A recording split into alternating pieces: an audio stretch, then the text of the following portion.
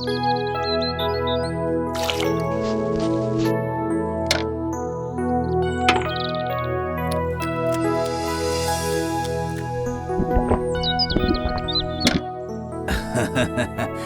सबकी सेवा से मैं संतुष्ट हूँ। अब बताओ कि तुम सबको क्या चाहिए बेटा? बाबा, हम लोग निस्संतान हैं। आप आशीर्वाद कीजिए कि सबको माँ बनने का सौभाग्य प्राप्त हो। ऐसा ही होगा। ये ले लो।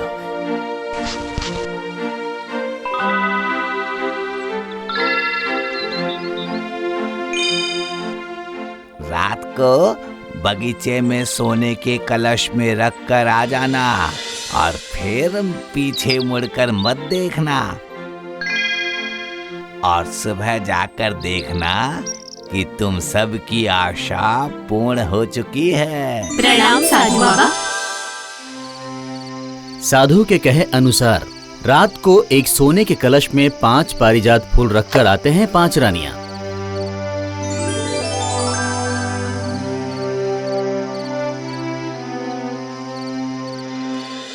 सुबह वहां जाकर देखते हैं कि एक छोटी सी खिलखिलाती हुई बच्ची खुश होकर खेल रही है। कितनी सुंदर बच्ची है, बिल्कुल फूल की तरह। पारिजात फूल से ही इसका जन्म हुआ, इसीलिए इसका नाम होगा पारिजात। पारिजात, हमारी पारिजात, यही हमारे वंश की भविष्य है। संतान मिलने की खुशी में पूरे राज्य में हर्षोल्लास से उत्सव मनाया गया। लगातार 5 माओं के प्यार से बड़ी हो जाती है राजकुमारी पारिजात, पर वो काफी दुबली थी। लाख कोशिशों से भी उसका वजन नहीं बढ़ता। माँ तो काफी चिंता में है। इधर राजा भी चिंतित है उपयुक्त गुणी वर के लिए, और फिर स्वयंवर का आयोजन किया गया। बेटा पारिजात, अगली माघी पूर्णिमा में तुम्हारा स्वयंवर सभा का आयोजन किया गया है। ठीक है पिताजी। लेकिन किस तरह से तुम अपने लिए उपयुक्त वर चुनने वाली हो? पिताजी, मैं पर्दे के पीछे रहूंगी और आप राजकुमारों को एक ही सवाल कीजिएगा कि मेरा वजन कितना है। जो सही जवाब देंगे मैं उन्हीं से विवाह करूंगी। ठीक है, ऐसा ही होगा।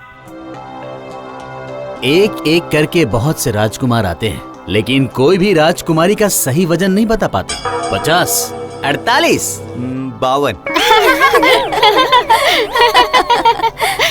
नहीं हुआ, इस बार भी नहीं हुआ। कोई भी राजकुमार मेरे वजन का अंदाजा नहीं लगा पा रहा है। तो फिर जो होना था वही हुआ। हर किसी को कारागार के अंदर जाना पड़ा। एक दिन राजमहल में वही साधु बाबा आए जो पारिजात राजकुमारी की जन्म का रहस्य जानते हैं। सारी रानियां आकर उन्हें प्रणाम करती हैं।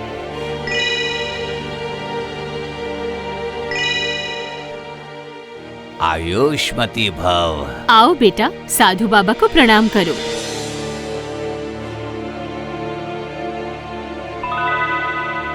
यशस्वी भव बेटा, यशस्वी भव। तुम्हारा नाम क्या है बेटा? पारिजात। वाह, तो तुम लोगों के दूसरी बच्चियों को तो बुलाओ। दूसरी बच्चियाँ? हाँ, मैंने तो तुम लोगों को 5 पारिजात फूल दिए थे। हाँ, वो फूल तो हम लोगों ने एक सोने के कलश में रखा था। लेकिन मैंने तो 5 कलश में 5 फूल रखने के लिए कहा था। सत्यानाश! तो फिर अब? इसीलिए ही बच्ची का वजन नहीं बढ़ रहा है। एक कलश में 5 फूल रहेगा तो खिलेंगे कैसे? लेकिन इसका मतलब ये बच्ची पंचगुण संपन्न है। जी बाबा, वो अस्त्र विद्या में, शास्त्र चर्चा में, खाना बनाने में, घुड़सवारी में, पेड़ों की देखभाल और राजनीतिक बुद्धि में पारदर्शी है। लेकिन साधु बाबा, अब क्या होगा?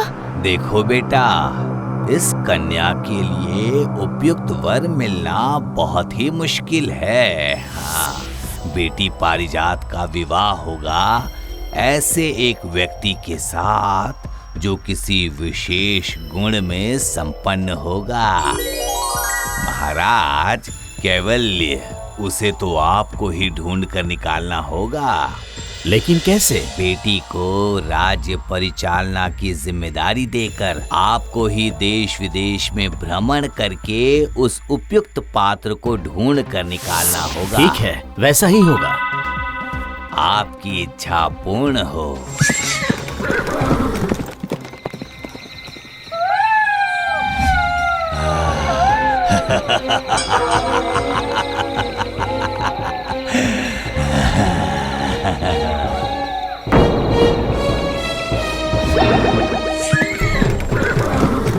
आज रात इसी गांव में विश्राम करूंगा, लेकिन इस राज्य में इतना सन्नाटा क्यों है? यहाँ का कोई नागरिक नहीं है क्या?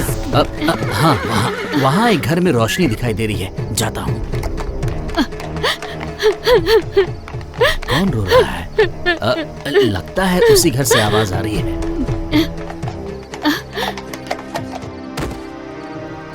घर में कोई है? जरा बाहर आइए ना। कौन है आप? मैं दूसरे राज्य से आया हूँ। आज रात के लिए आपके यहाँ पनाह चाहिए। आइए, अंदर आ जाइए।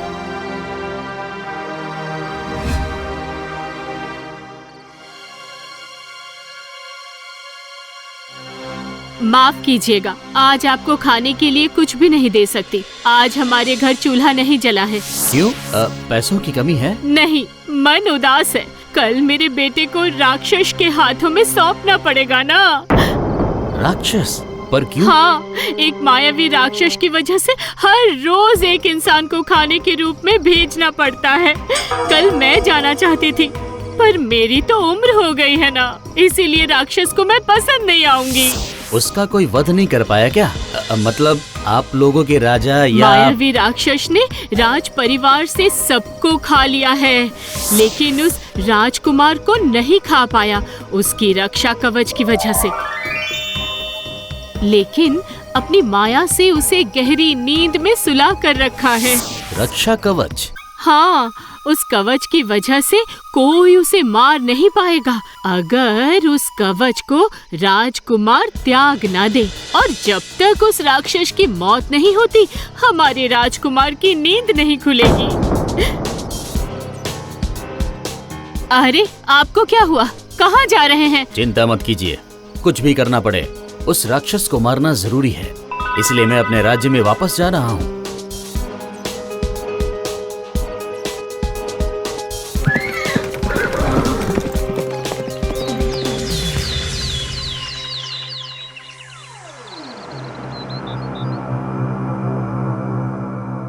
गांव में पीने का पानी नहीं है? नहीं राजकुमारी जी।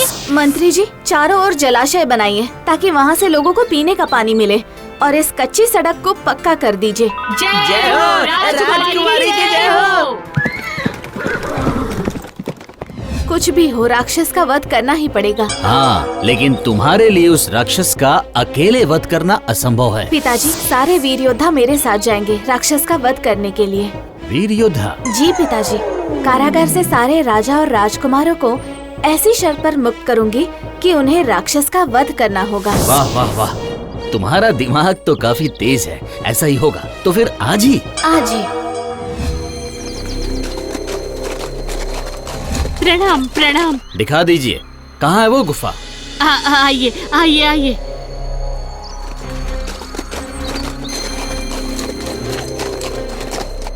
वो उस तरफ, उस जंगल को पार करके। आप सबकी जय हो। आज आप सबकी वजह से मेरा बेटा बच जाएगा, बच जाएगा। हम चारों ओर से गुफा घेर लेंगे। राक्षस कुछ समझ पाए उससे पहले ही उसका वध करेंगे। ठीक है। आज मेरा खाना क्यों नहीं आया? मैं अभी के अभी जाकर सबको पकड़कर एक एक करके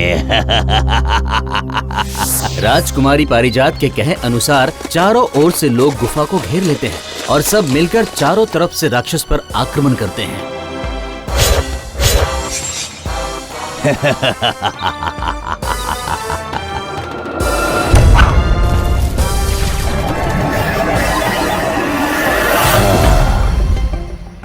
राक्षस मर चुका है, अब आप सब मुक्त हैं। जय पारिजात राजकुमारी की जय जय। क्या बात है? इसका मतलब क्या किसी तरह से राक्षस का वध हो चुका है? जय हो पारिजात राजकुमारी की जय हो जय हो। कौन है पारिजात राजकुमारी? कितना खूबसूरत नाम है, देखूं तो जरा।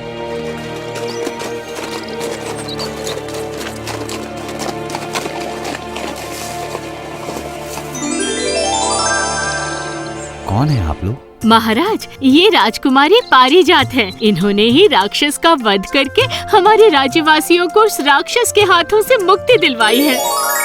हृदय से आपका स्वागत है, लेकिन मेहमान नवाजी के लिए इस वक्त तो मेरे पास कुछ भी नहीं है। पता नहीं इस राज्य को मैं अकेले फिर से कैसे समृद्ध बना पाऊंगा। अगर मैं आपका साथ दूं तो कैसे होगा? पूरी जिंदगी की साथी बनकर। क्या सच में? सच में मैं तैयार हूँ। मैं भी तैयार हूँ। आज सब मेरे राज्य में लौट चलो, वहीं पर सारी तैयारी की जाएगी। क्यों जमाई राजा, तैयार हो ना? बोलिए ना। हाँ हाँ, तैयार हूँ। आइए मेरे घोड़े पर बैठिए।